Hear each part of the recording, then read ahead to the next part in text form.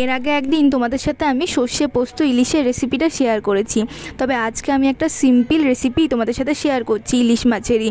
খুব সহজ এই রান্না করা, আর এই রান্নাটা না আমি আমার মায়ের কাছ থেকে শিখেছি। আমার মা এই রান্নাটা মাঝে মধ্যেই করে ইলিশ মাছ আনলে। যেদিন মায়ের মশলা টশলা করতে ভালো লাগে না, বা ইলিশ মাছের ধরো আমরা বেশিরভাগ সর্ষে ইলিশটা বা দই ইলিশই খাই, তো মাঝে মধ্যে আমার মা এরকমভাবে আলু বেগুন দিয়ে ইলিশ মাছটা রান্না করে। খুব সিম্পল একটা রান্না, তাড়াতাড়িও হয়ে যায় রান্না। ইলিশ মাছ রান্না করতে তো খুব একটা বেশি সময় লাগে না, আর যেভাবেই করো না কেন খুব সুন্দর লাগে খেতে। আজ আমি করব বেগুন দিয়ে, আলু বেগুন দিয়ে ইলিশ মাছের ঝোল। প্রথমেই আমি ইলিশ মাছগুলোকে লবণ আর হলুদ দিয়ে ভেজে নিয়েছি। খুব একটা বেশি ভাজিনি, কারণ কড়া করে ভাজলে না আমার ভালো লাগে না, তাই হালকা করে ভেজে নিয়েছি।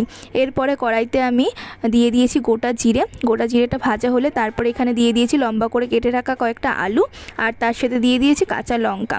কাঁচা লঙ্কার আলুটা ভালোভাবে ভেজে নেব লবণ আর হলুদ দিয়ে। এরপরে যে আলুটা ভাজা হয়ে যাবে তখন এর ভিতরে দিয়ে দেবো পরিমাণ মতো জল দিয়ে এবারে ঢাকনা দিয়ে ঢেকে রেখে দেবো কিছুক্ষণের জন্য। ঝোলটা ফুটে উঠলে ঢাকনা খুলে এর ভিতরে দিয়ে দেবো বেগুনগুলো, আর এরপরে দিয়ে দেবো আমি এর ভিতরে স্বাদ মতন লবণ, হলুদ গুঁড়ো আর দিয়ে দেবো জিরের গুঁড়ো। এবারে খুব ভালো করে এটাকে মিশিয়ে নেবো, আবার ঢাকনা দিয়ে কিছুক্ষণের জন্য রেখে দেবো। বেগুনগুলো কিন্তু সিদ্ধ হয়ে গেছে। এবারে আমি ভেজে রাখা মাছগুলো দিয়ে দেবো, দিয়ে হাই ফ্লেমে আমি এটাকে 4 থেকে 5 মিনিট কি তারও একটু বেশিক্ষণ ধরে ফুটিয়ে নেব। ঝোলটা যে একটু শুকিয়ে আসবে, গাঢ় গাঢ় হয়ে আসবে, তখন কিন্তু নামিয়ে নেব। দেখো একদম রেডি হয়ে গেছে আলু বেগুন দিয়ে ইলিশ মাছের ঝোল।